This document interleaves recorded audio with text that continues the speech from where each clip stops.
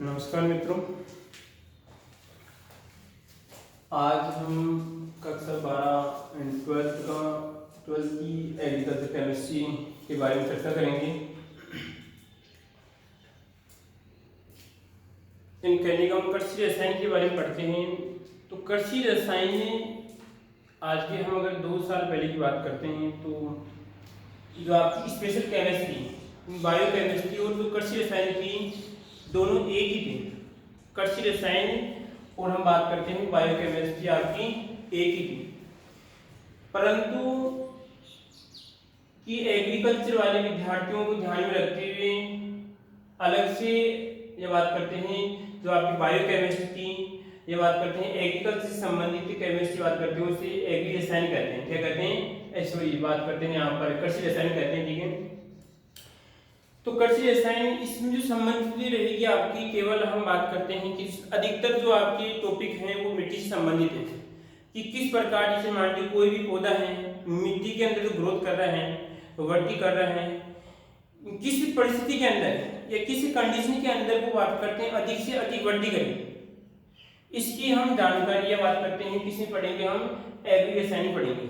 ठीक है, उसके बाद में हम बात करते हैं कि यहाँ पर जो आपके टॉपिक दे रखे हैं, कुछ टॉपिक आपके या एक दो लास्ट लेसन आपके दुख से संबंधित है। ठीक है, अलग अलग टॉपिक डिवाइड करेंगे। तो आज हम जो पढ़ेंगे टॉपिक है या जो लेसन पढ़ेंगे वो रहेगा हमारा मृदा कोलाइड्स। क्या रहेगा? मृदा कोलाइड्स। ठीक है, क्या रहेगा? मृदा कोलाइड्स रहेगा। ठीक है, अगर यहाँ पर इस 12 की केमिस्ट्री को 11 के साथ जोड़ते हैं तो 11 की केमिस्ट्री और 12 की केमिस्ट्री में अंतर है। ठीक है, 11 की केमिस्ट्री वर्सेस 12 की केमिस्ट्री की बात करते हैं, 11 की अपेक्षा थोड़ी बहुत क्या आपकी सरल है। ठीक है, तो यहाँ पर जो इसका आपके जो मृदा कोलाइड्स है, ठीक है, तो मृदा के बारे में आप इससे जानते होंगे। ठीक है, जो आप एग्रीजन उसमें पढ़ते हैं। ठीक है, अब यहाँ पर बात करते हैं कि इसी कोलाइड्स की बात करते हैं, इसकी बात करते हैं कोलाइड शब्द की बात करते हैं कि कोलाइड शब्द क्या होता है, इसकी उत्पत्ति कौन सी भाषा से हुई। तो हम बात करते हैं कि इसी कोलाइड शब्द की उत्पत्ति ग्रीक भाषा से, कौन सी भाषा से हुई है? ग्रीक भाषा से मानी है। कोलाइड शब्द की उत्पत्ति ग्रीक भाषा से हुई है। कौन सी भाषा से हुई है? ग्रीक भाषा से। तो इस बात को याद रखें, क्योंकि अगर हम इस टॉपिक को देखते हैं, बात करते हैं, इस शब्द को देखते हैं, क्योंकि जेड के आधार पे देखते हैं तो भी आपका मोस्ट है, क्योंकि क्वेश्चन आ सकता है कि मृदा कोलाइड्स में कोलाइड शब्द की उत्पत्ति कौन सी भाषा से हुई है। ठीक है, तो कौन सी भाषा से हुई है? आपकी ग्रीक भाषा से हुई। ठीक है, अगर अब हम इसका शाब्दिक अर्थ देखते हैं, क्या देखते हैं? इसका शाब्दिक अर्थ देखते हैं, तो यहाँ पे इसकी बात करें क्या हो जाएगा? इसका कोला प्लस आर्ट्स। क्या हो जाएगा? Cola plus arts. ठीक है, तो यहाँ पर बात करते हैं कि कोला का अर्थ क्या होता है और आर्ट्स का अर्थ क्या होता है। तो कोला का अर्थ होता है गोंद। क्या होता है? गोंद होता है। ठीक है, कोला का अर्थ क्या होता है? गोंद होता है, और आर्ट्स का अर्थ होता है समान। कोई दिक्कत इसमें? फिर देखिए वापस से कि यहाँ पर है कोला का अर्थ क्या होता है? गोंद होता है, आर्ट्स का मतलब क्या होता है? समान होता है। ठीक है, तो अब इसका वास्तविक अर्थ निकालते हैं। क्या निकालते हैं? इसका वास्तविक अर्थ निकालते हैं। इसका वास्तविक अर्थ होता है गोंद के समान पदार्थ। क्या रहेगा? गोंद के समान पदार्थ। आया कुछ समझ में? फिर देखिए वापस हम बात करते हैं मृदा कोलाइड्स में जो कोलाइड शब्द है इसकी उत्पत्ति किसी है? ग्रीक भाषा से हुई है। ठीक है, तो यहाँ पर बात करते हैं, इसका अगर शाब्दिक अर्थ देखते हैं तो जो कोला है, कोला की बात करते हैं, इसका अर्थ क्या होता है? गोंद होता है। आर्ट्स की बात करते हैं तो आर्ट्स में क्या होता है? इसके समान होता है। ठीक है, तो यहाँ पे लिखेंगे गोंद के समान पदार्थ। क्या हो जाएगा शाब्दिक अर्थ इसका? गोंद के समान पदार्थ। कोई दिक्कत यहाँ तक? ठीक है, उसके बाद में हम बात करते हैं कि कोलाइड होता है। ठीक है, इसी कोलाइड पदार्थ को हम कैसे पहचानें? ठीक है, तो एक वैज्ञानिक नाम बात थी, हम बात करते हैं 1861। कब की बात थी? 1861,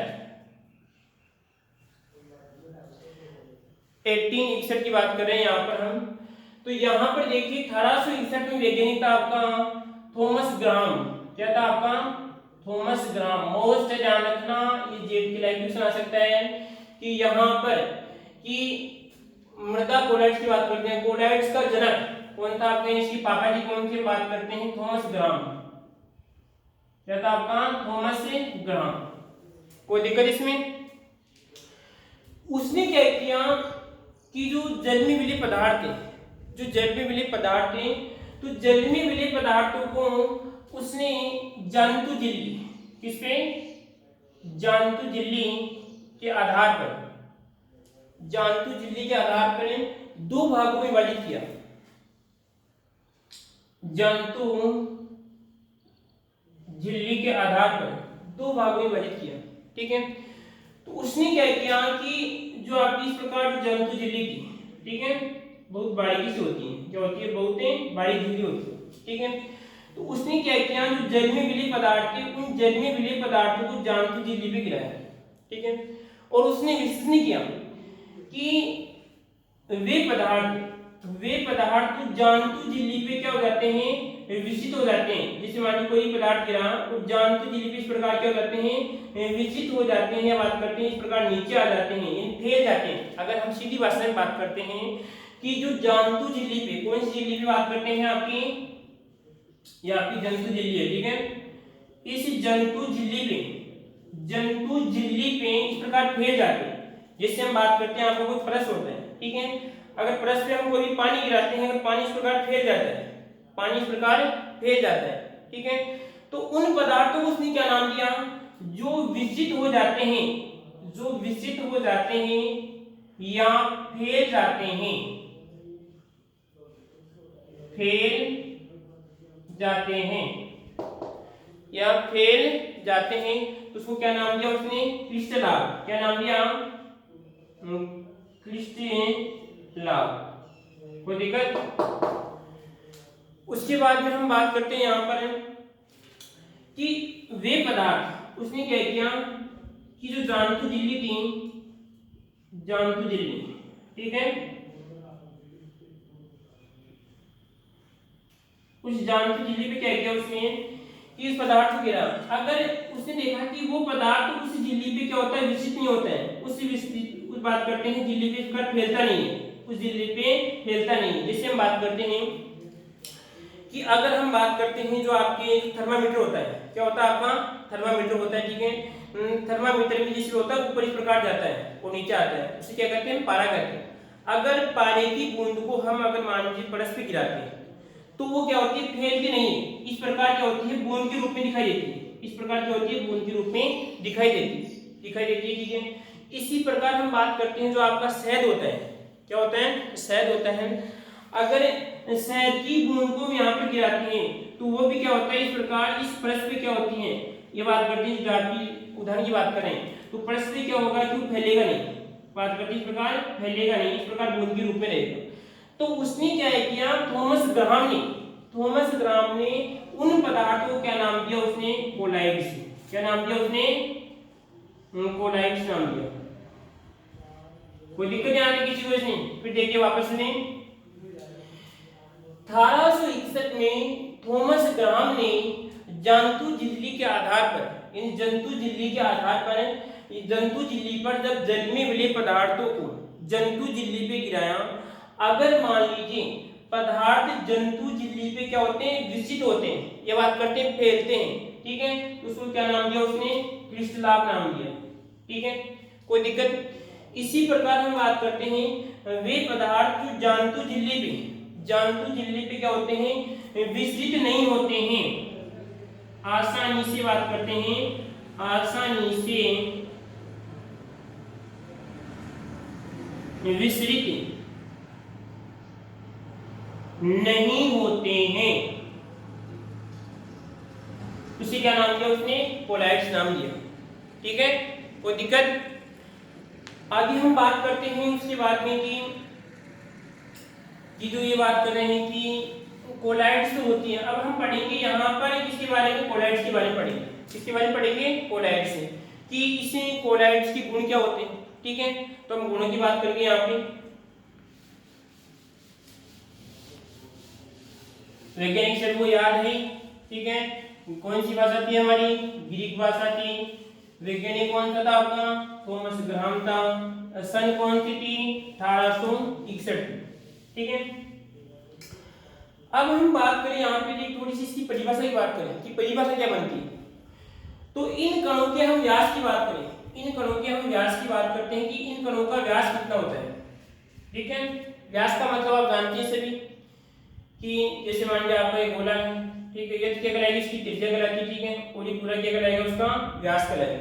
ठीक है, इस मार्कर की बात करें तो इस मार्कर की यहाँ से लेकर हम बात करते हैं कि इस प्रकार ये निकालें तो कितनी आएगा, आपका व्यास आएगा। तो इन कणों का व्यास कितना होता है, तो इन कणों का व्यास होता है एक, बात करते हैं यहाँ पर 1 मिली माइक्रोन से कितना होता है, 1 मिली माइक्रोन से 100 मिली माइक्रोन। कितना होता है इनका, 100 मिली माइक्रोन होता है, 100 मिली माइक्रोन। ठीक है, कितना होता है व्यास इसका, 1 मिली माइक्रोन से कितना होता है, 100 मिली माइक्रोन होता है। ठीक है, अब अधिकतम कितना हो सकता है, अधिकतम हो सकता है 500 मिली माइक्रोन। कितना हो सकता है, 500 मिली माइक्रोन हो सकता है अधिकतम, 500 मिली माइक्रोन। कोई दिक्कत यहाँ किसी को इसमें, क्वेश्चन आ सकता है। जैसे हम बात करते हैं आपके, अगर एपिसोड की बात करें या आपके जेड की बात करते हैं कि कोलाइड्स क्या, कोलाइड्स की कणों का व्यास कितना होता है, 1 से 500 मिली माइक्रोन। कितना होता है, 1 से 500 मिली माइक्रोन होता है। ठीक है, अधिकतम कितना होता है, 500 मिली माइक्रोन होता है। ठीक है, कोई दिक्कत यहाँ पे किसी को इसमें। ठीक है, आगे हम बात करते हैं कि इन कणों को देखने के लिए, इन कणों को देखने के लिए इलेक्ट्रॉन सूक्ष्मदर्शी का क्या करते हैं, उपयोग करते हैं। जो हमारी साधारण सूक्ष्मदर्शी होती है, जो हमारी क्या होती है, साधारण सूक्ष्मदर्शी की बात करते हैं, उससे हम इन कणों को देख नहीं सकते। इसलिए इन्हें देखने के लिए क्या करते हैं, देखने के लिए इलेक्ट्रॉन सूक्ष्मदर्शी, इलेक्ट्रॉन सूक्ष्मदर्शी का क्या करते हैं, हम उपयोग करते हैं। तो ये भी अपने आप में क्वेश्चन है, अपने आप में क्वेश्चन है। क्वेश्चन इस प्रकार आ सकता है कि कोलाइड्स कणों को देखने के लिए किसका उपयोग किया जाता है, इलेक्ट्रॉन सूक्ष्मदर्शी का क्या करते हैं, उपयोग करते हैं। कोई दिक्कत इसमें, परिभाषा क्या बनेगी, अब परिभाषा क्या बने इसकी, तो यहाँ पे देखिए, वे जल में विलय पदार्थ, वे जल में विलय पदार्थ जो जांतु झिल्ली पर आसानी से विकसित नहीं होते हैं, जो जांतु झिल्ली पर आसानी से विकसित नहीं होते हैं और जिनका आकार या जिनका व्यास 1 मिली माइक्रोन से 100 मिली माइक्रोन होता है, 1 मिली माइक्रोन से 100 मिली माइक्रोन होता है, तथा उन्हें देखने के लिए इलेक्ट्रॉन सूक्ष्मदर्शी का उपयोग करते हैं। उन्हें हम कोलाइड्स के कण कहते हैं। ठीक है, कोई दिक्कत यहाँ किसी को इसमें। अब बात करते हैं कि गुणों की बात करते हैं। ये तो एक परिभाषा बनती है इसकी। ठीक है, तो परिभाषा की बात करें यहाँ पे कि परिभाषा क्या बनती है इसकी, सॉरी परिभाषा आ गई इसकी। अब बात करते हैं गुण। तो गुणों में कौन कौन से गुण पढ़ेंगे यहाँ पर हम, 6-7 जो भी इसके गुण हैं। तो पहले गुण की बात करें यहाँ पर आपका विषमांगता, विषमांगिता जो भी आपकी विषमांगिता, उसके बाद कहलाएगा विषमांगता आएगा आपका। ठीक है, विषमांगता कहलाएगा। दूसरा गुण कहलाता है आपका विसरण, क्या कहलाता है, विसरण। ठीक है, तीसरा गुण आएगा आपका इसमें ब्राउनियन गति, कौन सी कहलाएगी आपकी, ब्राउनियन, ब्राउनियन गति, ब्राउनियन गति। ठीक है, उसके बाद में चौथा कहलाएगा आपका आवेश,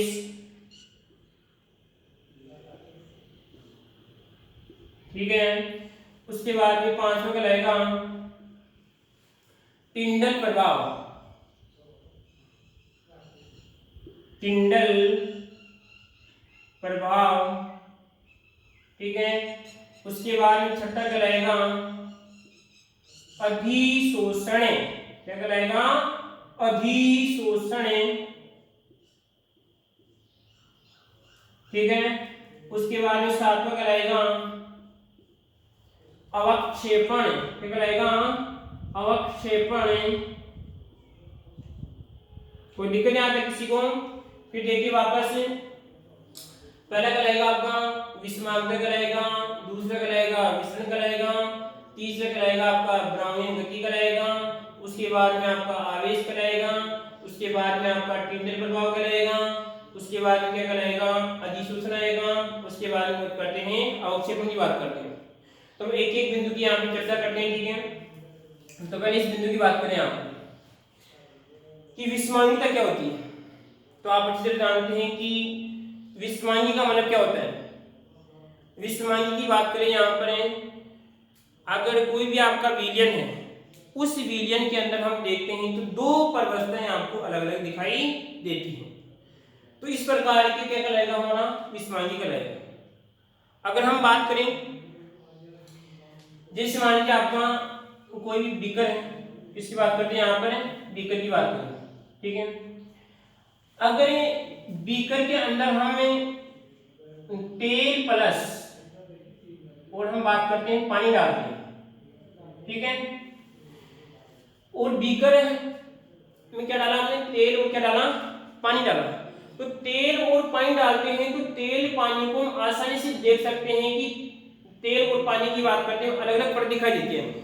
तेल और पानी की में क्या होती है, अलग अलग परतें दिखाई देती हैं, ठीक है। उसके बाद में हम बात करते हैं यहाँ पर है कि अगर मान लीजिए आपका पानी प्लस हमने क्या डाल दी, इसमें चीनी डाल दी, क्या डाल दी, पानी प्लस चीनी डाल दी इसमें, ठीक है। तो पानी और जब चीनी का विलयन होगा, पानी और जो चीनी का विलयन होगा, उसमें बात करते हैं हम दोनों को अलग अलग नहीं बता सकते, हम दोनों को अलग अलग नहीं बता सकते। इन दोनों की, हमें दोनों की एक ही परवस्था दिखाई देगी, एक ही परवस्था दिखाई देगी। तो हम कह सकते हैं कि ये विलयन तो किस प्रकार का रहेगा आपका, ये तो कहलाएगा आपका विषमांगी कहलाएगा, क्या कहलाएगा आपका, विषमांगी, ठीक है। अब देखिए यहाँ पर अगर साधारण रूप से बात करें, यहाँ पर साधारण रूप से बात करें तो ये भी आपका लिक्विड है, ये भी लिक्विड है। पर अगर हम बात करें ये भी आपका लिक्विड है, ये भी लिक्विड है, परंतु यहाँ पर जब इनको देखते हैं, जब इनको हम देखते हैं तो कहने का मतलब है कि हमें अलग अलग परवस्थाएं दिखाई देती हैं। तो कैसे कहलाएगा आपका, विषमांगी कहलाएगा। परंतु यहाँ पर देखिए इसकी बात करते हैं, पानी और जब चीनी की बात करते हैं तो पानी और चीनी की हम बात करते हैं, दोनों की एक ही परवस्था दिखाई देती है, ठीक है। आई बात, चीनी है ठोस, परंतु क्या होती है, पानी में घुल जाती है। चीनी ठोस अवस्था में होती है परंतु पानी के अंदर घुल जाती है, हमें दिखाई नहीं देती है। इसी कारण बात करते हैं दोनों की एक परवस्था में दिखाई देती है। एक एग्जाम्पल की बात करते हैं, इसमें जैसे बात करते हैं पानी प्लस, इसकी बात करते हैं पानी प्लस हम बात करते हैं मिट्टी, इसकी बात करते हैं पानी और मिट्टी की बात करते हैं यहाँ पे। तो पानी और मिट्टी में क्या होगा, मिट्टी की कण में इस प्रकार बात करते हैं नीचे इस प्रकार दिखाई देंगे, ठीक है। तो किस प्रकार का विलयन कहलाएगा, हमें ये कहलाएगा आपका विषमांगी, क्या कहलाएगा आपका, विषमांगी कहलाएगा, ठीक है। कोई दिक्कत इसमें। तो इसी प्रकार क्या होता है, जो कोलाइड विलयन होता है, जो कोलाइड विलयन होता है वो किस अवस्था में होता है, आपका विषमांगी अवस्था में होता है, ठीक है। कोई दिक्कत इसमें। तो यहाँ पे क्या होता है, इसके अंदर हम बात करते हैं कि जो कोलाइड विलयन होगा, कोलाइड विलयन में तो ठोस के कण होते हैं, क्या होते हैं आपकी, ठोस तो होती है आपकी, इसमें एक तो परवस्था कहलाएगी, एक तो यहाँ पे कहलाएगा माध्यम। तो कैसा रहेगा इसमें, अगर हम बात करते हैं कोलाइड विलयन की बात करें, किसकी बात करते हैं, कोलाइड विलयन की बात करें, कोलाइड विलयन की बात करते हैं तो माध्यम तो क्या रहेगा इसमें आपका, माध्यम। अगर हम माध्यम की बात करते हैं, माध्यम क्या आएगा आपका, माध्यम, माध्यम तो रहेगा इसमें आपका द्रव्य, क्या रहेगा, द्रव्य रहेगा। और इसमें जो प्रवस्था कैसी रहेगी आपकी, अगर हम बात करते हैं प्रवस्था, बात करते हैं किसी आएगी आपकी, ठोस आएगी, ठीक है। तो हम बात करते हैं कैसे चलाएगा, और विलयन कैसे रहेगा आपका, विषमांगी, क्या रहेगा, इसके कैसे रहेगा, विषमांगी, ये रहेगा आपका विषमांगी विलयन, ठीक है, कोई दिक्कत इसमें। तो हम कह सकते हैं कि कोलाइडी विलयन कैसी प्रकृति के होते हैं, विषमांगी, बात करते हैं विषमांगी प्रकृति के होते हैं। यानी कहने का मतलब वास्तविक विलयन नहीं होते हैं, वास्तविक विलयन नहीं होते हैं, वास्तविक विलयन नहीं होते हैं। कैसे होता है, होते हैं आपकी बात करें तो यहाँ पे कहलाएगा आपकी विषमांगी अवस्था में होते हैं, उसे कहते हैं, हम बात करते हैं कोलाइड, बात करते हैं कोलाइड की क्या होती है, विशेषता होती है, ठीक है। नमस्कार मित्रों, आगे की जो भी विशेषताएं हैं आगे वाली क्लास में हम पढ़ेंगे, ठीक है।